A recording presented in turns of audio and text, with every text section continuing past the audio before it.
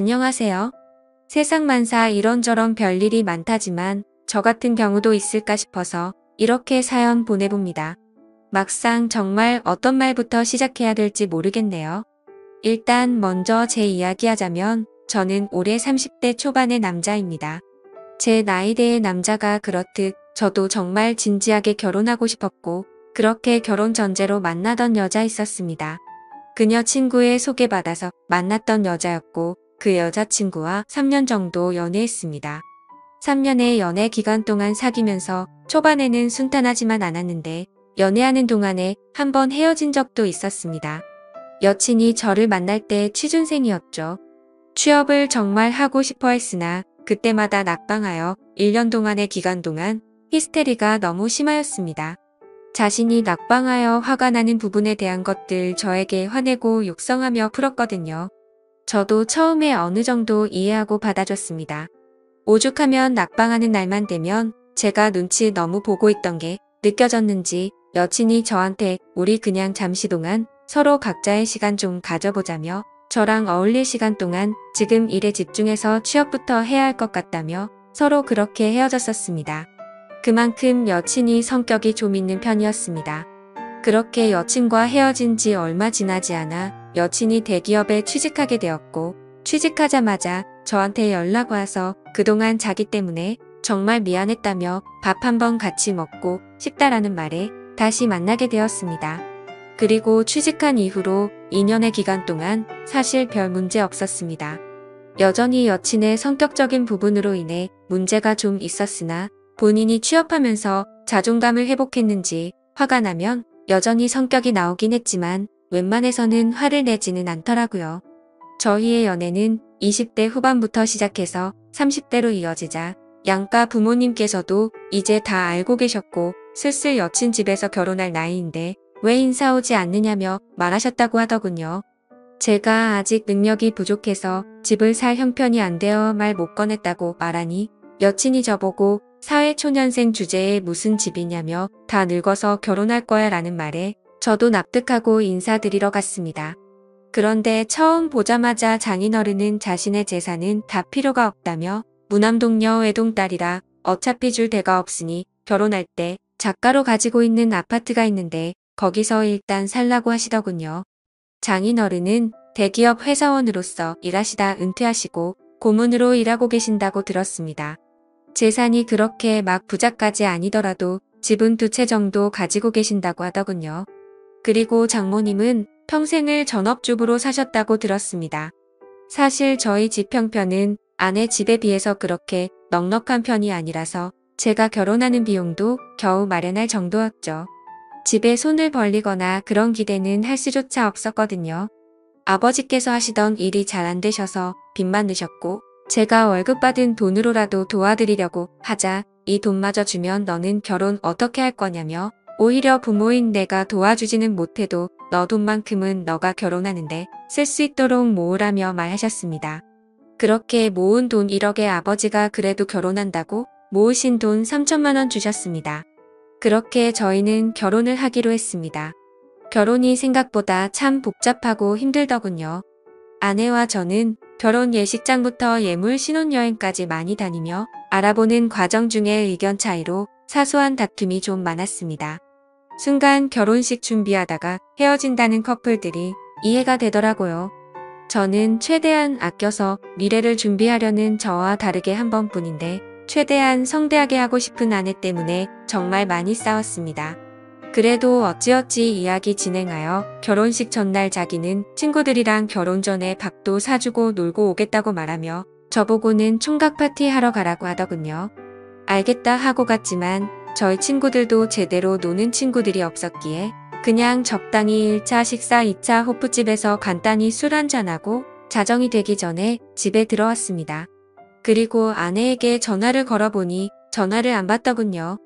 한참 연락하니 그제서야 시끄러운 곳에서 전화 받으며 오늘 같은 날 적어도 마음 편히 놀게 해줘야 하는 거 아니냐며 왜 이리 계속 연락하냐며 성질을 내더군요.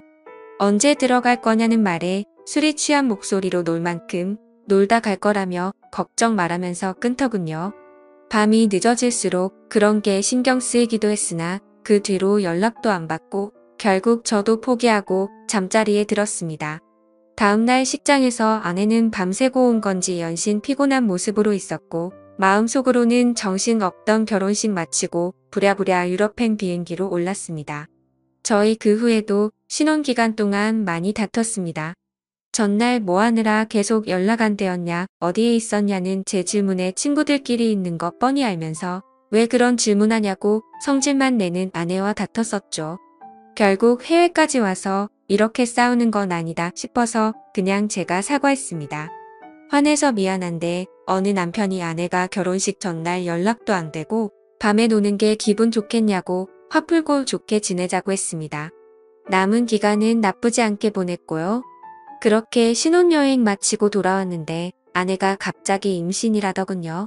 저는 그때부터 기뻐하는 마음커녕 계속 불길한 생각이 들더군요. 정말 내 아이가 맞는 걸까라는 생각이 계속 들었습니다.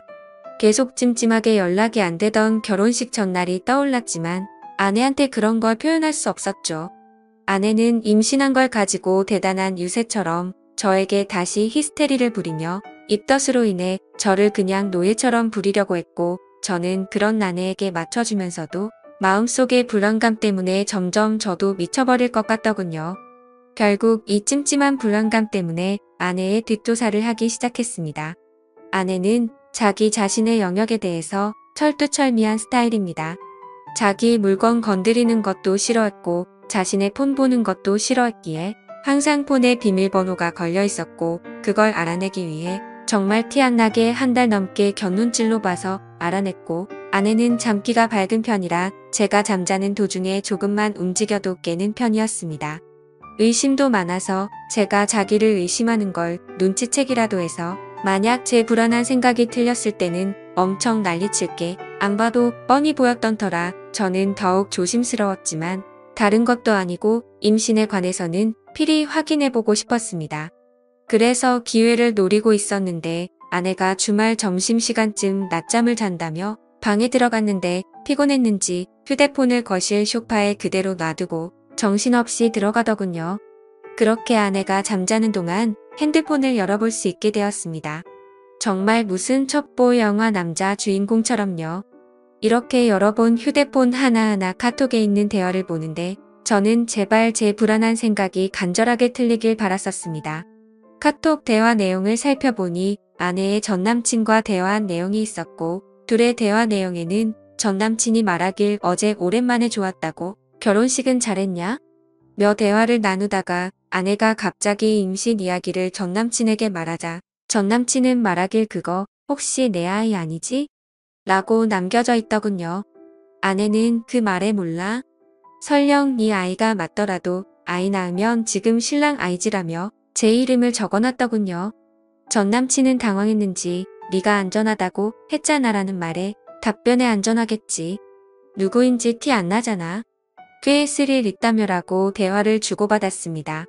그 이후로도 주기적으로 한 번씩 만났는지 오늘 볼래? 어디 모텔에 먼저 가 있어? 등의 대화들이 남겨져 있었습니다. 순간 저는 정말 배신감과 분노에 온몸이 떨려왔고 저는 그걸 다 보고 나서 들은 생각은 저 아이가 그냥 제 아이가 아니었으면 하는 마음이었습니다. 그렇게 아내의 대화 내역들 전부 제 핸드폰으로 다 캡처했으며 일단 아무 일 없는 듯이 놔둔 채로 변호사님을 찾아갔습니다. 변호사님께 상황에 대한 이야기를 말씀드리고 상담을 받아보니 이 정도 증거를 확보하셨으면 이혼 사유로 충분히 해당된다고 합니다. 그리고 증거는 많을수록 좋으니 지금보다 더 구할 수 있으면 최대한 구해놓으라고 하시네요. 그렇게 지옥 같은 시간을 감내하며 한동안 증거들을 모은 다음 장인어른 집에 가게 된 날 다 터뜨려 버렸습니다. 아내의 대화 내역부터 시작해서 바람피는 상대의 사진을 들이밀며 저는 말했습니다. 장인어른과 장모님도 아시는 이 사람이랑 바람을 피웠고 뱃속의 아이도 제 아이가 아닐 수도 있다고요. 제 말을 믿지 못한 장인어른과 장모님에게 저는 증거물을 보여드렸고 제가 보여준 사진들을 보면서 어쩔 줄 몰라 하시더군요. 그리고 옆을 쳐다보니 아내는 부끄러운지 얼굴이 시뻘개져서 저한테 달려들며 욕하며 제 폰을 뺏으려 했습니다. 저는 그 와중에도 이 여자랑 못 살겠다고, 그리고 이런 여자가 뻔뻔하게 당당하게 사는 것도 아니라고 본다고 이미 이 여자 회사 팀장과 동료들에게 메일로 모든 자료들까지 다 돌렸다고 말했습니다. 그러자 아내는 적반하장 저한테 오히려 고소한다길래 어디 한번 고소해보라고 했습니다. 그리고 너같이 더러운 여자가 이 세상에서 뻔뻔하게 사는 건 절대 용납 못한다고 했습니다. 장인어른이 그래서 이렇게까지 상황을 벌린 건 이혼하고 싶다는 거냐고 묻길래 장인어른 같으면 저 뱃속의 자식이 내 아이인지 아닌지도 모르는 자식 키우면서 히스테리나 부리는 여자 데리고 살 자신 있냐고 되물었습니다. 아무 말도 못하고 있는 장인어른에게 저는 말했습니다. 장인어른의 따님이 전 남친과 나눴던 카톡 대화 내역 다시 떠올려 보세요. 저는 그 카톡의 더러운 대화 내역들 생각만 해도 아주 치가 떨립니다. 그리고 그 대화 내역 증거 모으는 동안 피를 토하는 심정으로 참았었고요. 장인은 미안하다며 저에게 할 말이 없다고 하더군요. 그렇게 장인어른 집에서 나와 집으로 돌아오는데 눈물이 계속 흘러내렸습니다. 속은 시원했지만 그동안 이 여자를 사랑했던 제 자신이 너무 한심하고 밉더군요. 그렇게 저희는 이혼 절차에 들어갔고 위자료와 상간남 위자료까지 다 받았습니다. 그 여자 다니던 회사 자기 손으로 자진해서 나갔다고 하더군요. 이미 회사 쪽도 다 알려져서 다닐 수도 없었겠지만요. 그 후 아이를 출산했다고 장모님께 연락 왔길래 친자 확인을 해보고 만약 맞다면 양육비 부분에 대해서 다시 연락 준다고 하네요.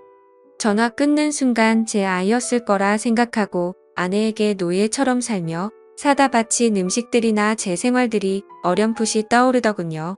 아무튼 그렇게 아이의 머리카락을 채취하여 저와의 친자 관계를 확인하였습니다. 며칠 후 친자 검사 결과서를 보고 한참 어이없이 웃었습니다. 제 아이가 아니었던 거죠. 저는 그래도 한때 사랑했던 그 여자에게 문자로 말했습니다. 이제 전남친이라는 자식에게 찾아가서 돈 달라고 하라고. 이제 2번 다시는 나 찾지도 연락할 생각도 하지 말라고 욕을 잔뜩 적어서 보냈습니다. 그렇게 시간이 흘러 그 일이 있었던 지도 벌써 3년이 지났네요. 요즘 유튜브 채널에서 여러 가지 사연들을 보면서도 문득 그때 생각이 들어서 감정이입이 제대로 되더라고요. 결론적으로는 그 이후로 결혼 안 하고 살아가는 게 잘하고 있는 것 같다는 생각이 드네요. 지금까지 제 사연을 들어주셔서 감사드려요.